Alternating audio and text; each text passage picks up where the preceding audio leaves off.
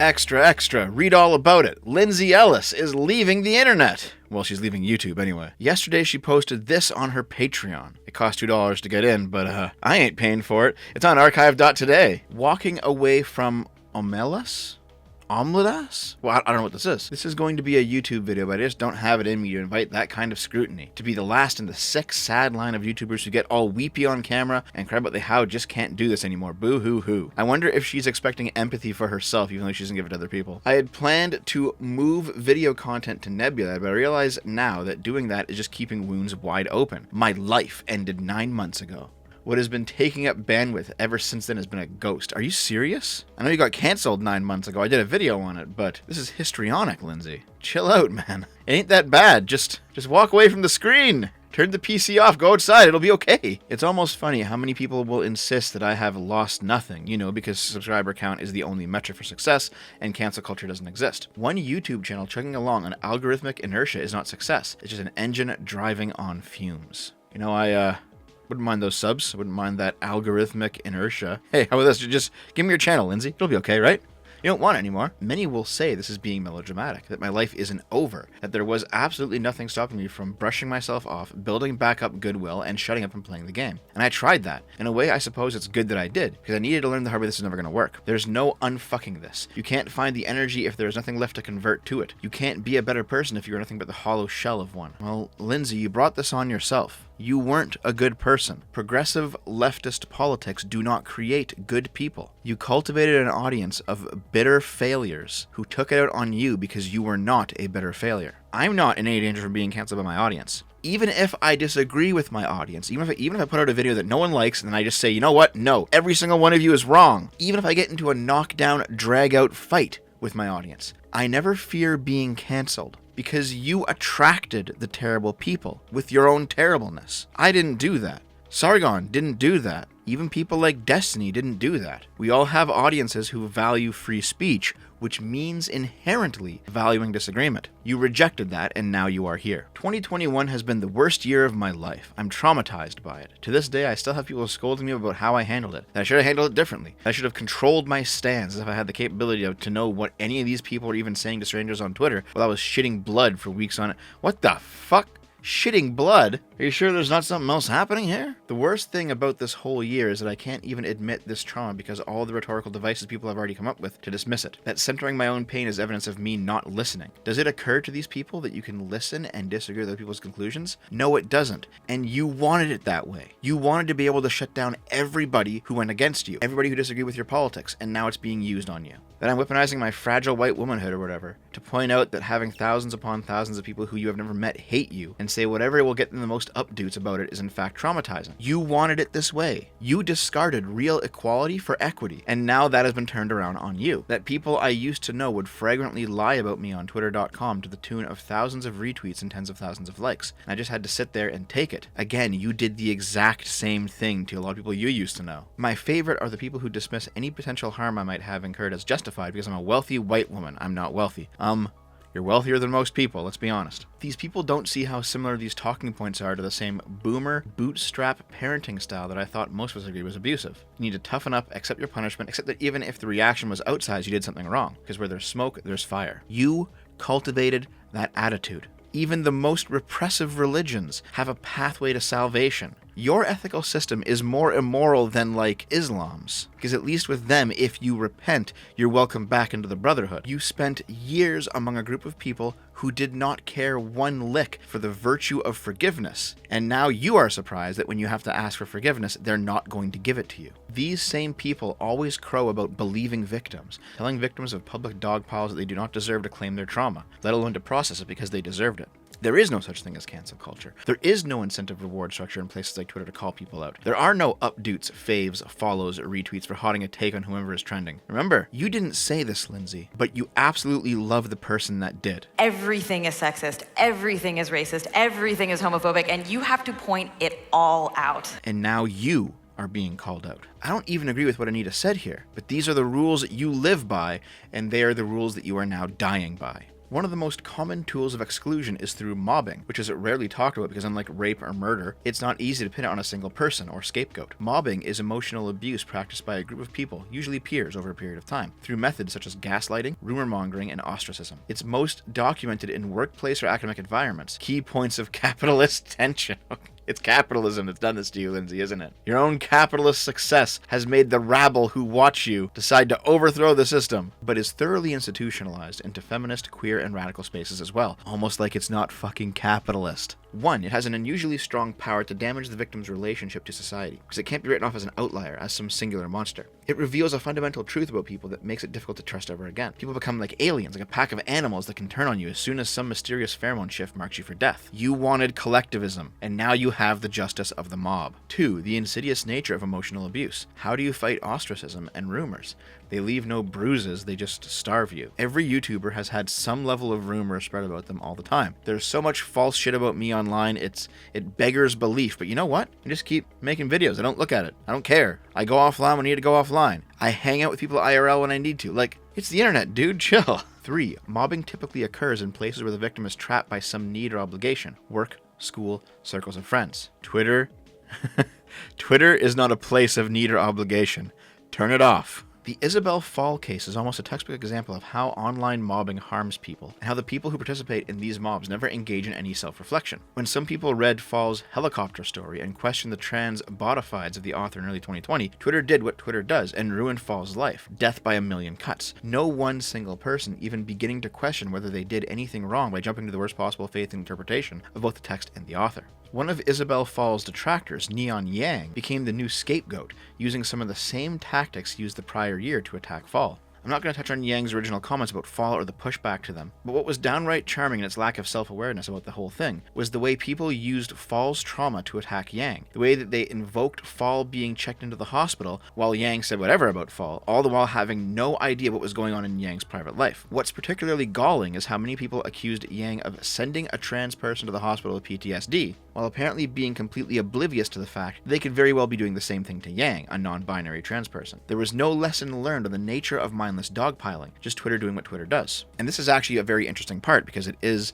describing how the left eats its own. You have Isabel Fall, who wrote a story called Helicopter Story. People thought that that was a reference to the attack helicopter meme, so a bunch of trans people dogpiled her, and she ended up institutionalized for a short while. One of the prominent dogpilers was Neon Yang, and later on, for another event, Neon Yang got dogpiled by the same people. And one of the things they attacked Neon Yang with was saying how audacious it was that Neon Yang attacked Isabel Fall during that previous event, even though they also all attacked Isabel Fall in the same way. And you get people like this on Twitter who kind of prove Lindsay Ellis right. Lindsay Ellis, a New York Times best-selling author, comparing herself to Isabel Fall, a trans woman who was harassed to the point of near suicide for a short story she wrote, and then going on to defend the person who did the harassing is truly an apt send-off. There are so many other examples she could have used for comparison. Maybe don't use a trans woman who didn't even get to fully begin her career, while Ellis enjoys a career as a successful and well-loved author and video essayist. Listen, I thought the defense of Neon Yang in an essay about leaving YouTube was weird, and even weirder when she implied that it was mostly cis straight men criticizing them, when in reality it was mostly other trans people. So excuse me if I call that out. Point it all out. This person is doing the exact thing that Lindsay Ellis is criticizing the entire left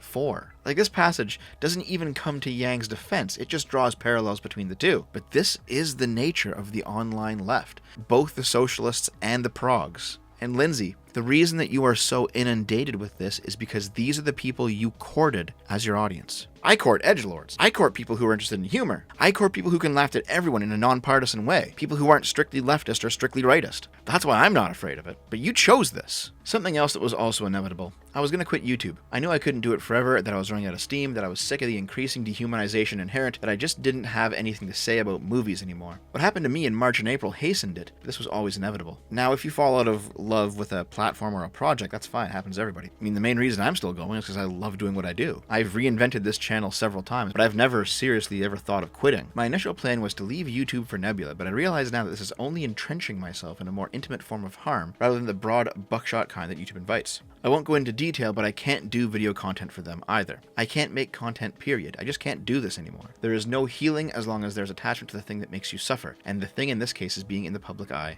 at all. You go back and you watch really old Lindsay Ellis videos. We're talking like that guy with the glasses era stuff, when she was the nostalgia chick. She is bright. She is happy to be there. She has interesting things to say. Even in old vlogs, she's very clearly like quite leftist, but she seems like she would be a genuinely fun person to be around. And now she isn't. She's exactly as she said, she's been hollowed out. But it wasn't by age, despite all of the jokes about her current looks. I'm married. Wow, me too.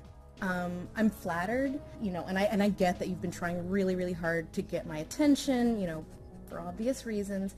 But again, I'm married. I don't think it would really work out between us. No. Honestly, you're a little old for me. But I find it really interesting how you wish to personalize this. Because Lindsay, if we have to do this, let's have a conversation about attractiveness, shall we? Because I don't know whether you recall, but we've seen you from the side. And I don't want to be brutal about it, but I'm not terribly impressed. I happen to notice you've also had an abortion and then made a movie about an abortion. Now, I, as a father of 3, and with a very healthy and happy fat bouncing baby, I'm not very attracted to the kind of woman who would abort her own child before it's born. I think that's really gross. But then I looked at your Wikipedia page. It says you're 37. 37? I'm 41, Lindsay. My wife is 5 years younger than you. And it wasn't even by her audience, even though her audience is a big part of it. It was by her own politics. Broad spectrum leftist politics. It's like heroin. It feels really good. It's really pleasurable. It's addictive. But its corrupting influence does eventually destroy you. And you either drive away the good people who are around you, or those people turn just as bad as you. What I wanted was to quietly disappear, but since this is a platform where people are paying me to make content, I feel like I have to make a statement. If it were just me by myself, I would just sign off and say goodbye, and that would be it. But I have a team who depends on my company for health insurance, and including dependents, I supply full benefits for 8 people. And here in the US, employer-based insurance is often the only feasible option. Saying to everyone, sorry about your children, but they can't have insurance anymore because Twitter makes me sad, just doesn't seem like a fair deal. None of them incidentally know I'm posting this. Hold on, you're quitting? You're running a company. You got employees. And this is how they know? This is how they learn that they're losing their jobs? What the fuck? The only thing I can do for now is keep this page active with the loose promise that someday I'll figure out something in the future to make up for this. While asking you, please stop messaging me for apologizing for not being able to subscribe anymore. You don't owe me anything. This Patreon is like my own life and career, just running on fumes. Okay, let me translate these past two paragraphs for you. I have a business. I have financial obligations to people who work for me. I will be legally and morally fucked if I renege on those obligations. So even though I'm not producing anything, I'm just going to leave my Patreon up, knowing that a lot of people who currently monthly subscribe to me, they have probably forgotten that they're doing it and they're not entirely paying attention anymore. And I just want to keep that passive income rolling in. This is exploitative as fuck, dude. But all I know now is that being in the public eye at all is a losing game, and I regret all of it. I regret every time I've ever stood up for anyone. It always backfires. I regret every time I've pushed back against something unjust. It was always just used to hurt me. I regret every time I've ever stood up for myself. I never did it correctly. I regret every time I ever showed any vulnerability. Just more ammunition to be used against me later. I regret every time I ever tried to play the game with peers and colleagues. They will drop you the second you aren't popular on Twitter anymore. It's all hollow and brittle. And if there's one thing I've learned this year, it is how eminently expendable I am. It's amazing because it's the complete opposite for me. I don't regret any time I've stood up for anybody. I have said unpopular things and I have had people get mad at me, but it was the right thing to do because I believed in it. I don't regret any time I've pushed back against something unjust. Even if I lose and everything falls apart, I can at least sleep at night. I don't regret any time I stood up for myself. In fact, I should have done it more.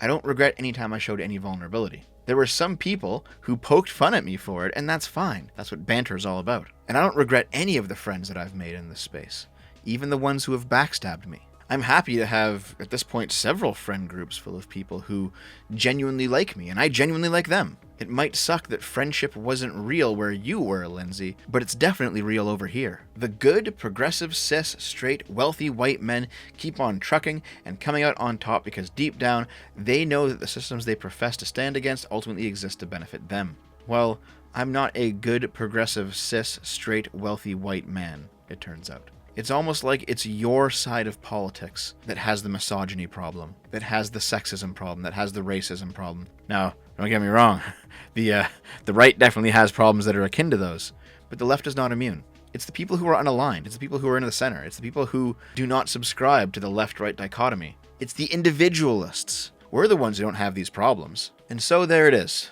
Lindsay Ellis has taken off, guys. And to be honest, people on the left right now are overwhelmingly proving her right in some respects. Has Lindsay Ellis considered the possibility she's kind of a whack bitch? Defending a rich white woman with a victim complex while calling POCs incredibly sensitive and then making up some bullshit scenario to explain away the criticism is just beyond parody. Lindsay Ellis being harassed sucks, but Lindsay Ellis was racist in her portrayal of indigenous people with the portrayal of the Coolette tribe in the Twilight series.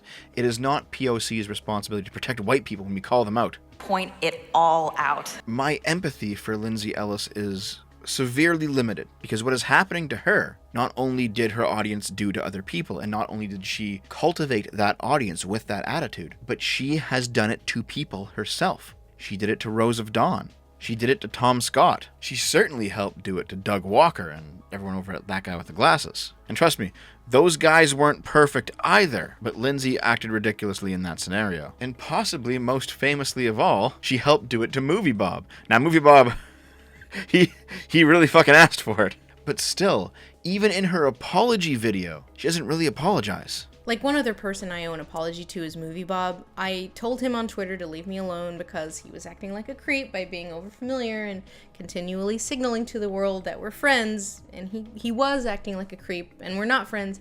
But I would have never done that if I had known that the diet Nazis were going to turn that into a meme. Like, I don't like a lot of what he says on Twitter either, but please stop using my face to torture this man. Leave him alone. Like, listen to the arrogance coming out of this woman. Yes, I know that the sun god king rays of Lindsay Ellis will not shine down upon the lands of Movie Bob, but do not torment him in his darkness. Just leave him to rot, peasants. Jesus Christ. I don't know if Lindsay Ellis is actually going anywhere or not. Who knows? She pulls this stunt every 6 months. She's deleted her Twitter before, and I'm like, I'm done with all this shit, and she comes back a couple days later. She has repeatedly self-destructed in a spectacular public fashion, Phil Fish style. So this could be her trying to get more relevance, but it also could be her legitimately leaving. It doesn't really matter, though, because aside from her self-destructions, Lindsay Ellis, at this point, seems to be kind of irrelevant. Ah, well, the end of another old guard YouTube channel.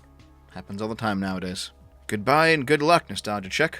Here's some advice for your next venture. Watch who you get in bed with. And over the last few years, I have had so many of my colleagues, all of them women, people of color, trans people, queer people, or some combination of the above, voice to me the constant anxiety that they live with about maybe saying something wrong that will get them on the bad side of their own communities. I didn't start getting noticeable harassment from the purity tester brigade until I stood up for a trans woman on Twitter, and that backlash did not come from the alt-right or even the diet Nazis, but our own community, our side.